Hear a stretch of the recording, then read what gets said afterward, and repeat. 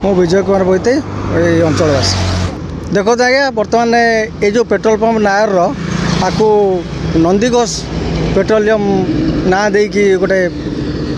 Nair company ठारू किए जड़े डीलरशिप नहीं आम तो जाणीनु किंतु बर्तमान समस्या होची जातीय राजपथ जोटा कि जातीय राजपथ उपर देखूँ ये जो धला कलार पिलर पूरा एनएच पिचु उपर मराई जहाँकि जातीय राजपथर रास्ता आउरी 100 फुट भीतर को मध्य अच्छी किंतु संपृक्त पेट्रोल पंपर मालिक माने आमे कहीं भावुचु ये जबरदखल कर नतुआ तांकर किछि ना किछि मध्य गाइडलाइन अच्छी से माने विभिन्न जगार एनओसी आणवे जोटा कि जेहेतु एनएच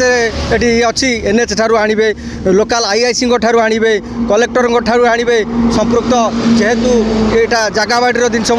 तहसिलदार ठारू आणवे एमती विभिन्न विभाग आने को नियम अच्छी कि मु आश्चर्य होउची जातीय राजपथ विभाग किमिति सेमानकु एनओसी देइची बा दब जा फल कि ये एक्सीडेंट निहाती आगामी दिन में एक्सीडेंट ये वृद्धि पाइब कारण देखूँ जो पिचु पर जो 10 फुट 12 फुट जगह थाए से गाड़ी मानक पार्किंग करने सुविधा थाए किंतु संपृक्त पेट्रोल पंप से ताकू जबरदखल करिछि मो जानी पारु नहीं तो जातीय राजपथर अधिकारी माने एथिरे संपृक्त अछंती कि कौन आर तदंत कले आगामी दिन में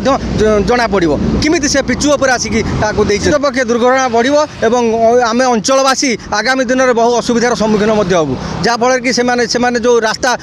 जबरदखल कर उच्छेद तुरंत उच्छेदन करा जाए आमे निहाती आर असुविधार सम्मुखीन हबू नहीं आगे कौन करेंगे ग्रामवासी तरफ कौन पदक्षेप जदि ए संपर्क में विभाग